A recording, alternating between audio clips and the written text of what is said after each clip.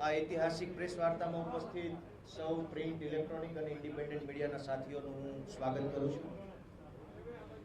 પૂજ્ય રાષ્ટ્રપિતા મહાત્મા ગાંધી, લોખંડી પુરુષ સરદાર વલ્લભભાઈ પટેલ, રવિશંકર મહારાજની આ જન્મભૂમિ અને કર્મભૂમિમાં હું માનનીય મુખ્યમંત્રી શ્રી અરવિંદ કેજરીવાલજીનું શબ્દ પુષ્પોથી સ્વાગત કરું છું. આજે ઐતિહાસિક દિવસ છે કે આમ આદમી પાર્ટી એક નવા મુકામ તરફ આગળ વધી રહી છે. આમ આદમી પાર્ટીમાં આજરોજ ગુજરાતના સૌથી પ્રતિષ્ઠિત અને લોકો જેમને ખૂબ પ્રેમ કરે છે એવા પૂર્વ મીડિયા કર્મચારી માનનીય ઈશુદાનજી ગઢવી આજરોજ આમ આદમી પાર્ટીમાં જોડાઈ રહ્યા છે. ઈશુદાનજી જે મીડિયા છે તેમાં રહીને એક વિપક્ષ તરીકેની મજબૂત ભૂમિકા નિભાવવાનું કામ કર્યું છે. ચાહે વેપારીઓના પ્રશ્નો હોય, ખેડૂતોના હોય, વિદ્યાર્થીઓના હોય, વાલીના હોય, બેરોજગારોના હોય, આઉટસોર્સ કોન્ટ્રાક્ટ કર્મચારીઓના હોય કે કોઈ પણ પ્રશ્ન હોય, આ તમામ પ્રશ્નોને મજબૂત વાચા આપવાનું, સરકારના બહેરા કાન સુધી પહોંચાડવાનું, નિડરતા ભર્યું અને લોકતંત્રને બચાવવાનું કામ માનનીય ઈશુદાનભાઈએ કર્યું છે. ઈશુદાનભાઈના આમ આદમી પાર્ટીમાં જોડાવાથી બેશક આમ આદમી પાર્ટીની શક્તિ વધી છે, અનુભવ વધ્યો છે. સમગ્ર ગુજરાતમાં ખૂણે ખૂણે આમ આદમી પાર્ટી સાથે જોડાયેલા જે કાર્યકર્તાઓ છે એમનું મનોબળ વધ્યું છે, એમની હિંમત વધી છે. માનનીય ઈશુદાનભાઈએ જે રાજનીતિમાં જોડાવાનો અને આમ આદમી પાર્ટીને પસંદ કરવાનો જે નિર્ણય લીધો છે એ બદલ આમ આદમી પાર્ટી ઈશુદાનભાઈનું આમ આદમી પાર્ટી પરિવારમાં સ્વાગત કરે છે. અને હવે હું વધારે વાત ન કહેતા આદરણીય મુખ્યમંત્રી માનનીય શ્રી અરવિંદ કેજરીવાલજીને વિનંતી કરીશ કે માનનીય અરવિંદજી ઈશુદાનભાઈને પાર્ટીનો ખેસ પહેરાવી પાર્ટીમાં સ્વાગત કરે.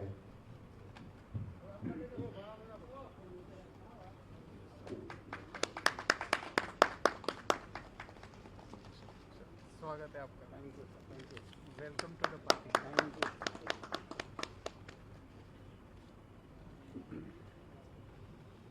હવે માનનીય ઈશુદાનભાઈજીને હું વિનંતી કરીશ કે તેઓ પોતાનું વાત રજૂ કરે.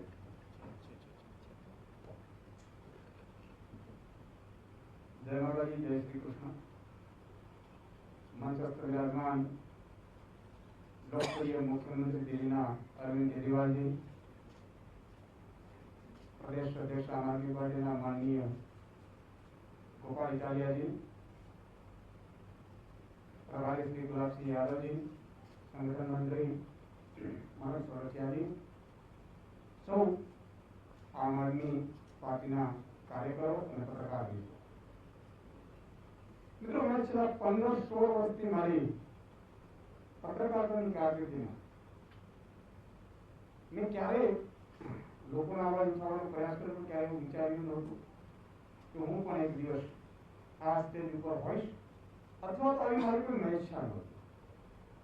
વર્ષોથી એક પત્રકાર તરીકે દિલથી લોકોની સેવા કઈ રીતે થઈ શકે, લોકોને કઈ રીતે વધુ આપણે લાભ અપાવી શકીએ એ આપણે ઇલેક્ટ્રોનિક મીડિયાની તાકાતથી જેટલો પણ પ્રયાસ કર્યો એટલું મેં કરવાનો પ્રયાસ કર્યો. એક સમય એવો આવ્યો કે દરેક નિર્ણયમાં મેં અત્યાર સુધી વાલીઓના મુદ્દા હોય, મહિલાઓના મુદ્દા હોય, કોન્ટ્રાક્ટ કર્મચારીઓના મુદ્દા હોય, વેપારીઓના મુદ્દા હોય, ખેડૂતોના મુદ્દા હોય, બેરોજગારોના મુદ્દા હોય, ખૂબ ઉપાડે कोशिश करी कि આપણે આમાંથી કંઈક લાભ થાય. પરંતુ કેટલીક સ્થિતિ એવી આવતી કે લોકોની અપેક્ષાઓ વધતી ગઈ. ઈશુદાનભાઈનો મુદ્દો પહોંચાડી દેજો, ઈશુદાનભાઈ આટલું કરાવી શકશે. અને આપણે બધા જાણીએ છીએ પત્રકારની એક લક્ષણ રેખા હોય કે આપણે બતાવી શકીએ પરંતુ એને ઇમ્પ્લિમેન્ટ કરવાનું કામ તો બસ નહીં કરું સરકારનું. અચ્છા, માફ કરજો, માસ્ક મારે ઉતારવું પછી આવાજ સારો નથી આવતો એટલા માટે. એટલે કારણ કે જયારે માસ્કની આપણે સલાહ આપતા હોઈએ પછી આપણે કહીએ તો એ પણ સારું નહીં. વ્યક્તિ હંમેશા જેવો હોય તેવો જ રહેવો જોઈએ. રાજનીતિ હોય, પત્રકાર હોય કે કોઈ અન્ય વ્યવસાયમાં હોય, આપણું ઉદ્દેશ્ય, આપણું લક્ષ્ય સમાજ સેવા હોવું જોઈએ. અને મિત્રો, જયારે ગુજરાતની જનતાએ અઢળક મને પ્રેમ કર્યો, જનતાનું જેટલું ઋણ ચૂકવું એટલું ઓછું છે. અને પછી મેં વિચાર કર્યો કે હવે મારે બમણી મહેનત કરવી પડશે, બમણી મહેનતથી જોડાવવું પડશે. તો અહીંયા તો લક્ષ્મણ રેખા આવતી આપણે સમજીએ પ્રિન્ટ મીડિયા માટે લખીએ કે ઇલેક્ટ્રોનિકમાં બતાવીએ, પણ તો નિર્ણયો આપણું બંધારણ એવું કહે છે કે નિર્ણયો લેવાની શક્તિ તો રાજનેતાઓમાં જ છે, રાજકારણમાં જ છે. પ્રજાને સુખાકારી આપવાના નિર્ણયો એ હંમેશા એ રાજનીતિ અથવા તો રાજકારણ અથવા તો એક બંધારણ રીતે પદાધિકારીઓ અધિકારીઓ છે એની જવાબદારી હોય છે.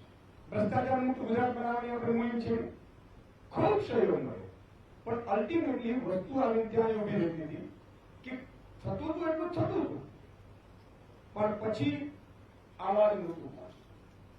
અને એટલા માટે મેં આ રાજકારણમાં આવવાનું નક્કી કર્યું.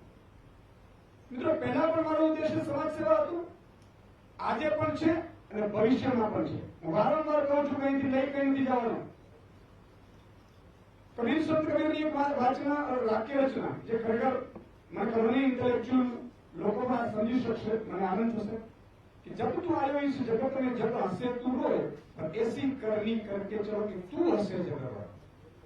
જ્યારે સૃષ્ટિ ઉપર આપણે આવીએ છીએ ત્યારે જન્મ થાય છે બાળકનો, તો પેડા વેચાતા હોય પણ જીવ રડતો હોય છે. એવા કામ કરી જઈએ કે જ્યાં એ દુનિયા ના આપણે નીકળતા હોઈએ. એટલે વાત આવી આટલી જ હતી કે મારે કંઈક કરવું પડશે. તો કરવું કઈ રીતે પડશે? જયારે હું પોલિટિકલ નેતાઓને વાત કરતો કે આ કરવું છે, આ કરવું છે, તમે તો ખાલી ટીવીની મેચમાં બરોબર છે, પરંતુ પ્રજા બધી સુખી જાય, ચૂંટણીઓમાં જીતી જઈએ છીએ. હા, એટલે મને બહુ પીડા થતી હતી કે હવે પ્રજાનું શું થશે, સામે પડશે. મિત્રો, જયારે હું ઈમાનદારીની વાત કરતો, ઈમાનદારી રાજનીતિની વાત કરતો અને ઈમાનદારી પૂર્વક રાજનીતિ હોવી જોઈએ એની વાત કરતા હોઈએ, ત્યારે સ્વાભાવિક છે કે મારે એ રાજનીતિનો અભિન્ન અંગ બનવું પડે. ગંદકી સાફ કરવા માટે, સિસ્ટમમાં ગંદકી સાફ કરવા માટે આપણે ઉતરવું પડે. તમે વિચાર કરજો. એટલા માટે મેં આમ આદમી કેમ વિચાર કર્યો છે? સાહેબ, આઈઆઈટીમાં એડમિશન લેવું ને એ વિદ્યાર્થીઓનું સપનું હોય છે. એડમિશન મળી ગયું, નોકરી મળી ગઈ, પોતપોતાના સ્વાર્થમાં આપણે કામ કરવા માંડીએ, કરીએ છીએ. એનાથી અટકે યુપીએસસી પરીક્ષા પાસ કરવી એટલે એ તો એક મોટું સપનું હોય છે. એ પણ પાસ થયા પછી જોઈન્ટ ઇન્કમ ટેક્સ કમિશનરની જયારે પ્રજાની, અને એ પહેલા પણ મેક્સેસ એવોર્ડ જેમને મળ્યો છે. જો ઈમાનદારીની વાત કરતા હોઈએ તો આપણે પાર્ટી પણ એવી જ વિચારવી પડે, એવા જ લોકો સાથે જોડાવવું પડે કે જેનું ઉદ્દેશ્ય, જેનું લક્ષ્ય માત્ર સમાજ સેવા હોય. અરવિંદજી, હું અરવિંદજીની વાત કરી રહ્યો છું કે એમને બધું જ છોડી સાહેબ અને જનતાની સેવામાં આવી ગયા. નહીં તો એને શું કરતું? કારણ સરકારી નોકરી મળે એટલે બધા પોતાની બ્યુરોક્રેટ્સ હતા, પણ છતાં ઈશ્વર ધાર્યું વધારે કંઈક સારું કરાવવું છે. અને એટલા માટે દિલ્હીમાં જુઓ તમે, પૂર્ણ રાજ્ય નથી, છતાં એમણે જે કોશિશ કરી, એજ્યુકેશન, હેલ્થ, હું ખૂબ જ એનાથી ઇમ્પ્રેસ થઉં છું. એટલા માટે માની લો કે ત્યાં કેજરીવાલજી એમ કહે કે ભાઈ રાજનીતિ તો ગંદી, હमें नहीं जाना चाहिए, રાજનીતિ તો कुछ और कर लेंगे. તો આજે દિલ્હીના લોકોને એ ફ્રી એજ્યુકેશન, સારા એજ્યુકેશનની સ્કૂલો ના મળે. આજે દિલ્હીના લોકોને મોહલ્લા ક્લિનિક ના મળે. આજે બીજી સરકાર આવી જાય, ફલાણી જાય તો બીજી આવી જાય. અને એટલા માટે સાહેબ ગુજરાત ઇતિહાસ બદલવા જઈ રહ્યું છે. ગુજરાતમાં આપણે નક્કી કર્યું છે કે લોકો એમ કહેતા હતા કે સુદાનભાઈ વાત સાચી, મતદાનની વાત સાચી, મતદાન કોને કરીએ, વિકલ્પ તો જોઈએ. આજે હું લોકોને આહવાન કરું છું, ગુજરાતના લોકોને, કે એક ઈમાનદાર વિકલ્પ તમારી સામે ઉભો છે અને એ ઈમાનદારીમાં અમે ખરા ઉતરવાનો પ્રયાસ કરીશું સાહેબ. 2-5% કદાચ મને ખબર નથી વાયદાઓ કરીને પૂરા થાય કે ન થાય, પણ બનતી કોશિશ એવી કરીશું કે રાજનીતિમાં જે ગંદકી છે એને સાફ કરવાની કોશિશ કરીશું. આજે બુટલેગરો, આપણે શું કે તમારે રાજનીતિમાં ન આવવું જોઈએ, તો શું આ બુટલેગરોથી આપણે રાજ ચલાવવાનું છે? શું ભ્રષ્ટાચારીઓથી રાજ ચલાવવાનું છે? સામે પાસે જયારે વાત આવી વિપક્ષની, તો સાહેબ કોંગ્રેસ પણ નબળી પડી, જેના કારણે ઉજળવનમાં એરંડો પ્રધાને કહેવત છે એમ ભાજપ કોઈ પણ નિર્ણય કરે, 100 રૂપિયા પેટ્રોલ ડીઝલ પહોંચે તો અમે જીતી જશું ને, કારણ કે વિકલ્પ જ નહોતો એની સામે. આજે જનતાને વિકલ્પ તો જોઈએ.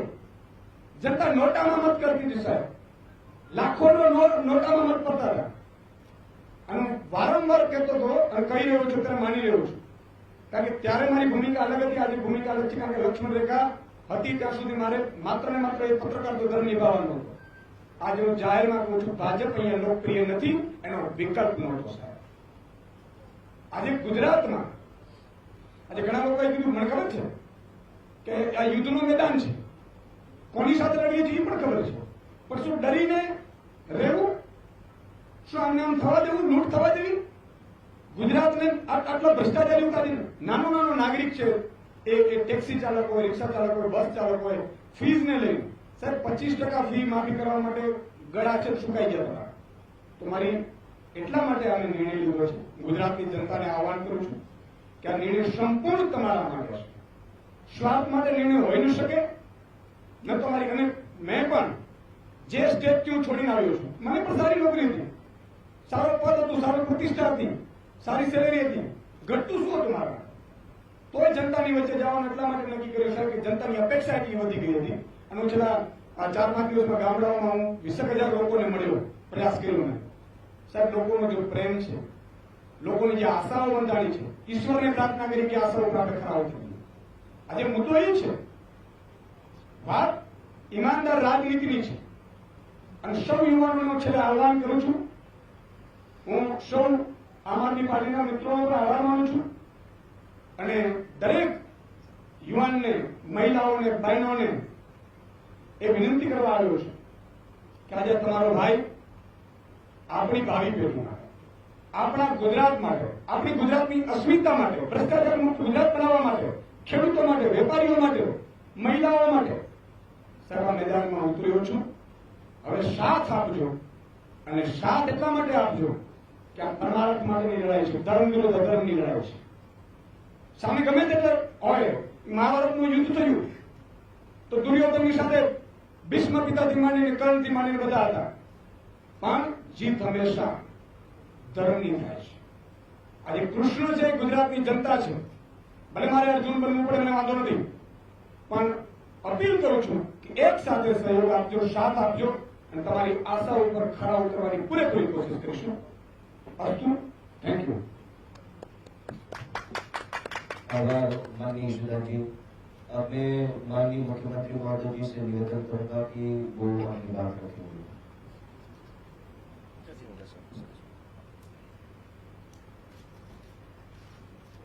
आप सब लोगों को मेरा नमस्कार.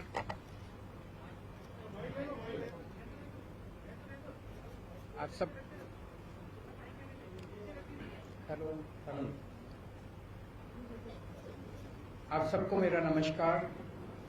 मंच पे मौजूद यशोदान भाई, गोपाल भाई, मनोज भाई, गुलाब जी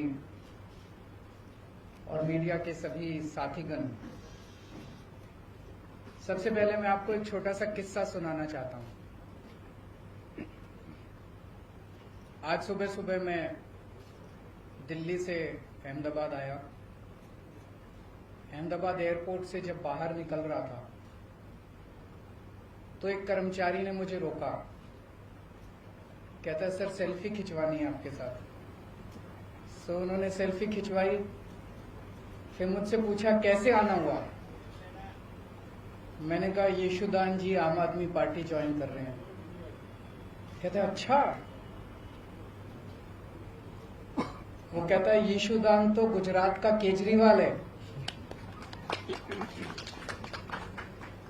तो यशोदान जी, गुजरात की जनता आपको बहुत प्यार करती है, आपको हीरो के रूप में देखती है. गुजरात के लोगों ने आजादी के लड़ाई में बहुत अहम भूमिका निभाई. देश के सबसे बड़े नेता गुजरात की धरती ने दिए. और केवल नेता नहीं दिए, आम लोगों ने भी आजादी की लड़ाई में बड़ी बड़ी शहादतें और कुर्बानियां दी. देश आजाद हुआ, पूरा देश रियासतों में बटा हुआ था. फिर सरदार पटेल ने बीड़ा उठाया कि देश को एक करना है. रात दिन 24 घंटे मेहनत करके उन्होंने पूरे देश को इकट्ठा किया. उसके बाद क्या हुआ? पिछले 75 साल अधिकांश कांग्रेस और बीजेपी की सत्ता की कहानी है। और आज गुजरात की जो हालत है वो बीजेपी और कांग्रेस की सरकारों की कारस्तानी है। पिछले 27 साल से गुजरात में एक ही पार्टी की सरकार है, लेकिन पिछले 27 साल इन दोनों पार्टियों के गठजोड़ की कहानी है, दोनों पार्टियों की दोस्ती की कहानी है। कहते हैं, मुझे नहीं पता, आपको तो ज्यादा पता होगा, कि कांग्रेस बीजेपी की जेब में है। जब जब बीजेपी को जरूरत होती है तो माल कांग्रेस सप्लाई करती है। ऐसे कैसे चलेगा? गुजरात की कौन सुध लेगा? आज गुजरात के किसान आत्महत्या कर रहे हैं 75 साल के बाद। गुजरात के सरकारी स्कूलों की बुरी हालत है, गुजरात के सरकारी अस्पतालों की बुरी हालत है, गुजरात के व्यापारी डरे हुए हैं। डरने की क्या जरूरत है? अब तो देश आजाद हो गया, किसी की हिम्मत नहीं है। अभी कुछ साल पहले मेरा एक दौरा लगने वाला था। गुजरात का एक बहुत बड़ा चेंबर ऑफ कॉमर्स है, उन्होंने मुझे इनवाइट किया। ऐन वक्त पे गुजरात के अथॉरिटीज ने उन पे प्रेशर डाल के मेरा दौरा कैंसिल करा दिया। ये क्या बात हुई?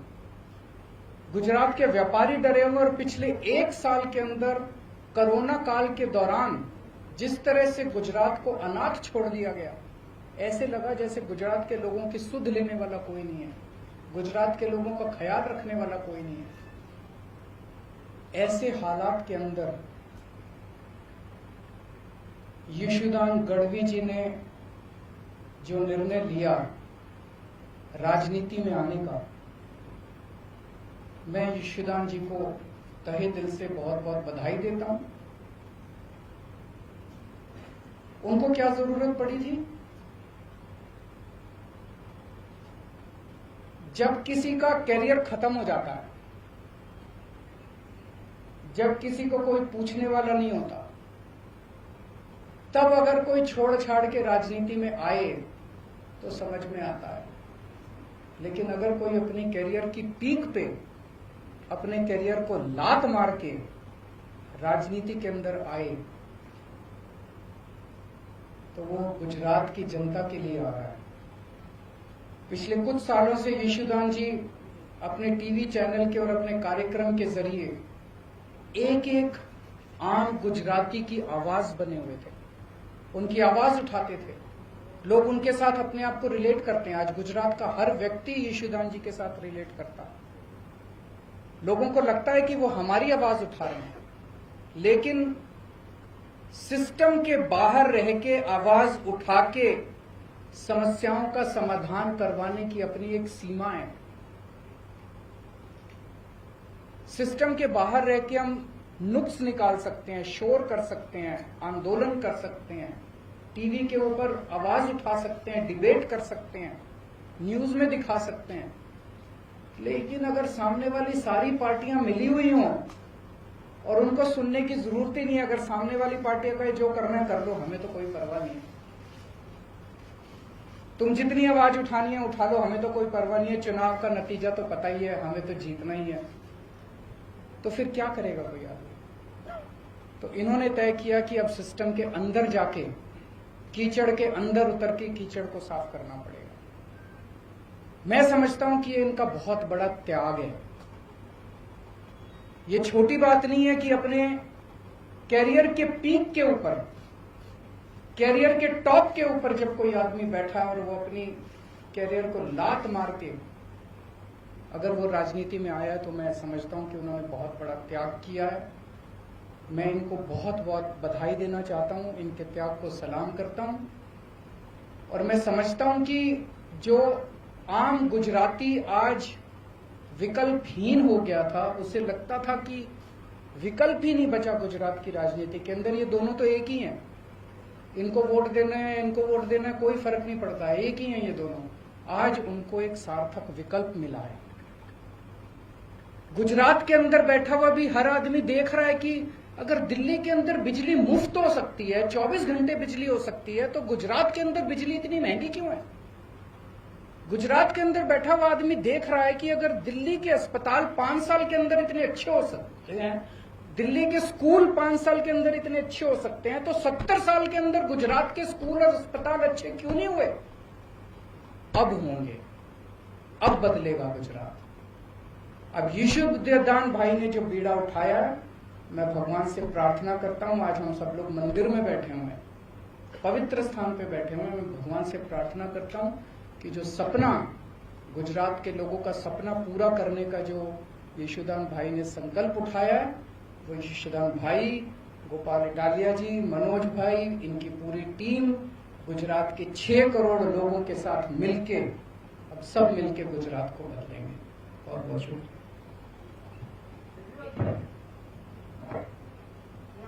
गुजरात बदलने की बात कर रहे हैं, तो 2022 में असेंबली के इलेक्शन भी आ रहे हैं। आम आदमी पार्टी यहाँ की जो 182 सीट है, वो सभी में कैंडिडेट खड़ा रख देगी। सभी में कैंडिडेट खड़ा करेंगे। क्या रणनीति क्या है? बताएंगे, अभी तो शुरुआत है। रणनीति ना बताओ, मुद्दे तो बता सकते हो, कौन से मुद्दे को लेकर गुजरात में आज लोग मुद्दे जनता तय कर रही है। आज युवा बेरोजगार है, क्यों बेरोजगार है? आज गुजरात के युवाओं को रोजगार क्यों नहीं मिल रहा? रोजगार तो बाद की बात है, युवाओं को कॉलेज में एडमिशन नहीं मिल रहा। कॉलेज तो बाद की बात है, युवाओं को स्कूल के अंदर अच्छी शिक्षा नहीं मिल रही।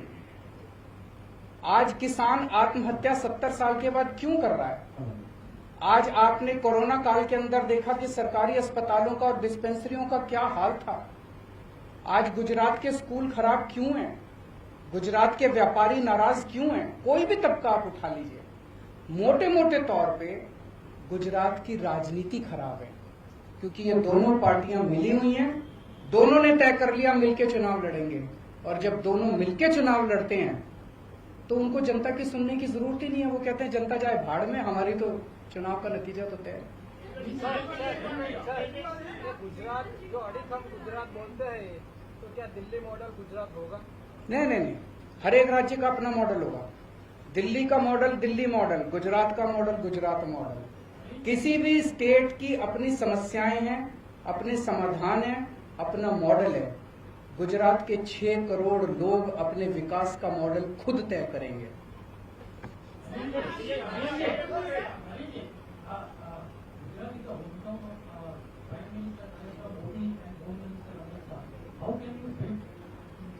How can you? देखिए, मैं किसी इस वक्त नेता या उसके किसी का खिलाफत करने के लिए यहाँ नहीं आया। मैंने जनता के मुद्दों की बात की है। उन जनता, क्या आप मानते हैं कि आज गुजरात के युवा बेरोजगार हैं? आप मानते हैं? क्या आप मानते हैं कि अस्पतालों को सुधारने की जरूरत है? आप मानते हैं? क्या आप मानते हैं कि किसान आत्महत्या कर रहे हैं? आप मानते हैं? हमारी राजनीति जनता के मुद्दों से जुड़ी हुई है। हम किसी नेता के खिलाफ नहीं है, हम किसी पार्टी के खिलाफ नहीं है, हम जनता के विकास के लिए काम कर रहे हैं, हम भ्रष्टाचार के खिलाफ हैं। अभी गुजरात में जो आपकी पार्टी के साथ 2 मुद्दे थे, 2022 का इलेक्शन आप किसके चेहरे पर लड़ेंगे? जनता के चेहरे पर लड़ेंगे। जनता तय करेगी, जनता हमारा चेहरा है। दिल्ली के 2 करोड़ लोगों ने मिलकर राजनीति बदली है। केजरीवाल ने राजनीति नहीं बदली। केजरीवाल तो छोटा सा आदमी है, मेरी कोई औकात नहीं है। 6-7 साल पहले तक केजरीवाल को कोई नहीं जानता था। दिल्ली के 2 करोड़ लोगों ने मिलकर तय किया कि अब इन दोनों पार्टियों को हराना और इस छोटी सी आम आदमी पार्टी को वोट देना।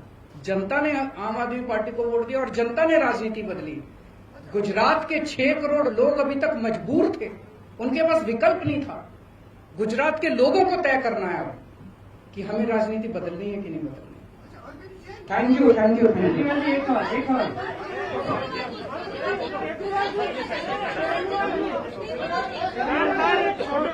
हाँ, सभी लोग प्रदेश कार्यालय पहुंचे। सभी लोग प्रदेश कार्यालय